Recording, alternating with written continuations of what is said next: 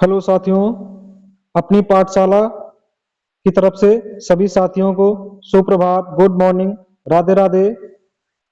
साथियों, हम विज्ञान की बायोलॉजी की शाखा में चल रहे थे और बायोलॉजी समाप्त हो चुकी है। तो आइए आज से शुरू करते हैं विज्ञान की नई शाखा रसायन विज्ञान।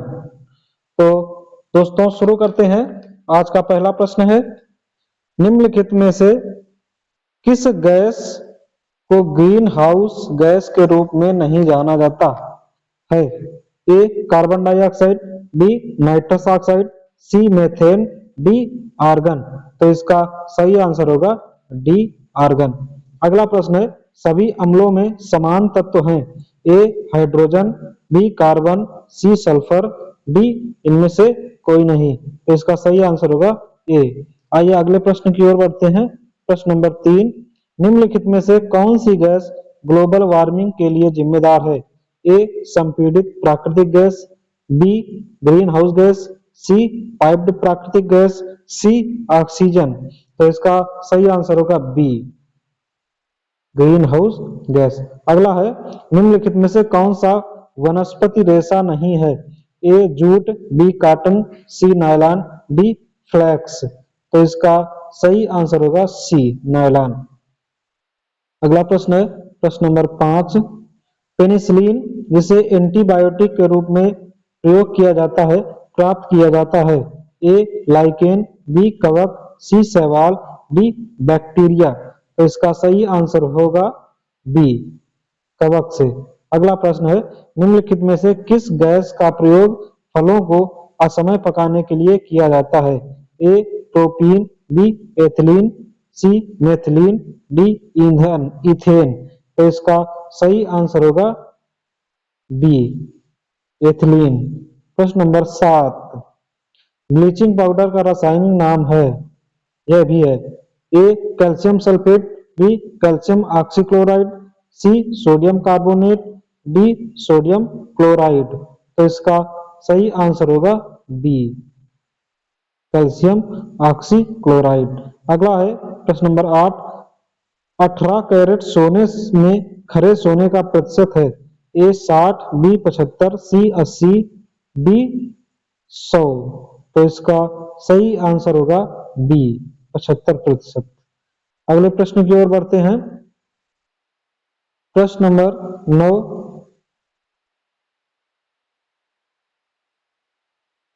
निम्न में से कौन सी एक हरित गृह गैस नहीं है? A methane, B nitrogen, C carbon dioxide, D chlorofluorocarbon. तो इसका सही आंसर होगा डी नाइट्रोजन। अगला प्रश्न है, निम्नलिखित में से कौन सा यौगिक संगमरमर का एक प्रमुख घटक है? A magnesium sulphate, B silicon hydroxide, C calcium carbonate, D potassium nitrate.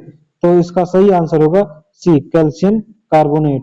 अगला प्रश्न है, कौन सा धातु ठंडे पानी से प्रतिक्रिया नहीं करता है लेकिन गर्म करने पर वाष्प से प्रतिक्रिया करता है? A sodium, B aluminium, C ताम्र, डी निकेल। तो इसका सही आंसर होगा बी एल्यूमिनियम। अगला प्रश्न है, कृत्रिम वर्षा के लिए प्रयुक्त किया जाता है? ए मृदा, B copper oxide, C silver iodide, D silver nitrate. तो इसका सही आंसर होगा सी सिल्वर आयोडाइड। प्रश्न नंबर अगला है, 18 कैरेट सोने से तांबा या चांदी जैसी अन्य धातुओं का कितना प्रतिशत होगा? ए 18, बी 25, सी 2%, डी 5%। तो इसका सही आंसर होगा बी 25%। अगला प्रश्न है, 14 किस उद्देश्य से पोटेशियम ब्रोमाइड का प्रयोग किया जाता है? ए साबुन, बी बारूद, सी फोटोग्राफी, डी अंकुर नाश दवा। तो इसका सही आंसर होगा सी फोटोग्राफी। अगला प्रश्न है, निम्नलिखित में से कौन सा एक विकल्प लेड का चिन्ह है? ए के, बी पीबी, सी एयू, डी एनए। तो इसका सही आंसर होगा बी पीबी। अगला प्रश्न है, 16 त्वरित चांदी निम्नलिखित में से किसका एक उत्पाद है? ए चांदी, बी लोहा, सी पारा, डी मैग्नीज। तो इसका सही आंसर होगा बी लोहा। अगला प्रश्न है प्रश्न नंबर 17। पारद मिश्रण या अमलगम कहलाने के लिए किसी मिश्र धातु में निम्नलिखित में से किसका होना आवश्यक है? ए चांदी, बी कोबाल्ट, सी निकल, डी पारा। तो इसका सही आंसर होगा डी पारा। अगला प्रश्न है निम्नलिखित में से कौन सा तत्व तांबे को उसके यौगिकों से विस्थापित कर सकता है? ए चांदी, बी जस्ता, सी सोना, डी पारा। तो इसका सही आंसर है ए चांदी। अगला है 19। सिलिकॉन क्या है? ए उपधातु, बी धातु, सी अधातु, डी नोबल गैस। तो इसका सही आंसर होगा ए उपधातु। अगला प्रश्न है निम्नलिखित में से कौन सी धातु सबसे अधिक आघातवर्ध मैलिएबल होती है? ए तांबा और एल्यूमिनियम, बी लोहा और एल्यूमिनियम, सी जस्ता और सीसा, डी सोना और चांदी। तो इसका सही आंसर होगा डी सोना और चांदी। अगला प्रश्न है निम्नलिखित में से कौन सी धातु मानव ने सर्वप्रथम प्रयुक्त की? ए लोहा, बी तांबा, सी सोना, डी कांसा। तो इसका सही आंसर होगा बी तांबा। अगला प्रश्न है 22। बर्तन बनाने के लिए कौन सी निम्नलिखित मिश्र धातु का इस्तेमाल नहीं किया जाता है? ए पीतल, बी सोल्डर, सी ड्यूरेलुमिन, डी जर्मन सिल्वर। तो इसका सही आंसर है बी सोल्डर। अगला प्रश्न है पीतल मिश्रण है ए टिन प्लस तांबा, बी टिन प्लस जस्ता, सी टिन प्लस तांबा प्लस जस्ता, डी जस्ता प्लस तांबा। तो इसका सही आंसर होगा डी जस्ता और तांबा। अगला प्रश्न है 24। स्टेनलेस स्टील किन अवयवों का मिश्रण है? ए लोहा प्लस कार्बन, बी लोहा प्लस जिंक, सी तांबा प्लस जिंक, डी लोहा प्लस निकेल प्लस क्रोमियम। तो इसका सही आंसर होगा डी लोहा, निकेल और क्रोमियम। अगला प्रश्न है भारत में पाया जाने वाला कौन सा एक गैर धात्विक खनिज है? ए क्रोमाइट, बी बॉक्साइट, सी हेमेटाइट, डी पायरोफाइलाई। तो इसका सही आंसर होगा डी पायरोफाइलाई। अगला है 26। कार्नेलाइट किस धातु का अयस्क है? ए potassium, B aluminium, C Mercury, D uranium. तो इसका सही आंसर होगा ए पोटेशियम। अगला प्रश्न है किसके प्रयोग के जरिए धातु की उच्च शुद्धता प्राप्त की जा सकती है? ए थर्माइट प्रक्रिया, बी कार्बन न्यूनीकरण प्रक्रिया, सी हाइड्रोजन न्यूनीकरण प्रक्रिया, डी विद्युत अपघटनी न्यूनीकरण। तो इसका सही आंसर होगा डी विद्युत अपघटनी न्यूनीकरण। अगला है प्रश्न नंबर 28। केलामाइन का एक अयस्क है? ए टिन, बी मैग्नीशियम, सी जस्ता, डी तांबा। तो इसका सही आंसर होगा सी जस्ता। अगला प्रश्न है एल्यूमिनियम के सबसे महत्वपूर्ण अयस्क का नाम है?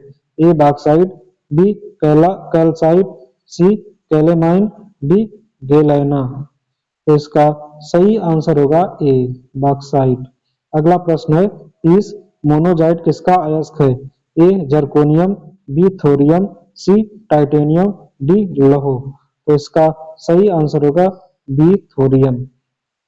अगला प्रश्न है मैग्नेटाइट है? ए Fe2O2, बी Fe3O4, सी FeCO3, डी 2Fe2O3 3H2O। तो इसका सही आंसर है बी Fe3O4। अगला प्रश्न है 32। निम्नलिखित में से किन विकल्पों में केवल थर्मोसेटिंग प्लास्टिक उपस्थित होते हैं? तो इसका ए ऑप्शन है पॉलीथीन एवं मेलामाइन, बी पीवीसी एवं बैकलाइट, सी पॉलीथीन एवं पीवीसी, डी बैकलाइट एवं इपॉक्सी रेसिन। तो इसका सही आंसर होगा डी बैकलाइट एवं इपॉक्सी रेसिन। अगला है 33। निम्नलिखित में से किस विकल्प का निर्माण काठ की लुगदी वुड पल्प से किया जाता है? ए पॉलिस्टर, बी टेफ्लॉन, सी नायलॉन, डी रेयॉन। तो इसका सही आंसर होगा डी रेयॉन। अगला प्रश्न है 34। सिंथेटिक फाइबर के संबंध में निम्नलिखित में से कौन सा कथन गलत है? ए प्राकृतिक फाइबर से सस्ता है, बी प्राकृतिक फाइबर से सशक्त, सी प्राकृतिक फाइबर से कम टिकाऊ, डी धोने तथा व्यवस्थित रखने में आसान। तो इसका सही आंसर होगा ए प्राकृतिक फाइबर से सस्ता। अगला है 35। निम्नलिखित में से कौन सा पदार्थ एक न चिपकने वाले बर्तन की सतह पर लेपित किया जाता है? ए नायलॉन, बी बेकेलाइट, सी पॉलीविनाइल क्लोराइड, डी टेफ्लॉन। तो इसका सही आंसर होगा डी टेफ्लॉन। अगला प्रश्न है कृत्रिम सिल्क के रूप में कौन सा सिंथेटिक फाइबर जाना जाता है? ए नायलॉन, बी रेयॉन, सी सूत, डी टेरिलीन। तो इसका सही आंसर होगा बी बेकेलाइट, रेयॉन। अगला प्रश्न है 37। निम्नलिखित में से कौन एक थर्मोसेटिंग प्लास्टिक है? ए पॉलीथीन, बी बेकलाइट, सी पीवीसी, डी पॉलिस्टर। तो इसका सही आंसर होगा बी। अगला प्रश्न है 38। प्राकृतिक रबर के बारे में निम्नलिखित में से कौन सा कथन सही है? ए यह एक प्राकृतिक बहुलक है और इसमें लोचदार गुण होते हैं, बी यह एक कृत्रिम बहुलक है और इसमें लोचदार गुण होते हैं, सी यह एक बहुलक नहीं है लेकिन इसमें लोचदार गुण हैं, डी यह एक प्राकृतिक बहुलक है लेकिन इसमें लोचदार गुण नहीं होते हैं। तो इसका सही आंसर होगा ए यह एक प्राकृतिक बहुलक है और इसमें लोचदार गुण होते हैं। अगला प्रश्न है 39। भारतीय रासायनिक प्रौद्योगिकी संस्थान Indian institute of chemical technology कहाँ स्थित है? ए अहमदाबाद, बी प्रयागराज, सी हैदराबाद, डी कोलकाता। तो इसका सही आंसर है सी हैदराबाद। अगला प्रश्न है भारी मशीनों में से किसको लुब्रिकेंट के रूप में प्रयोग किया जाता है? ए ग्रेफाइट, बी सल्फर, सी फास्फोरस, डी सिलिका। तो इसका सही आंसर होगा ए ग्रेफाइट। तो साथियों आज की क्लास यहीं पर समाप्त करते हैं। इसके बचे हुए क्वेश्चन को हम नेक्स्ट क्लास में लेकर के आएंगे अपनी दूसरी क्लास में पार्ट 2 में। तो तब तक पढ़ते रहिए, मस्त रहिए, व्यस्त रहिए। इसी के साथ सभी को राधे राधे, जय हिंद।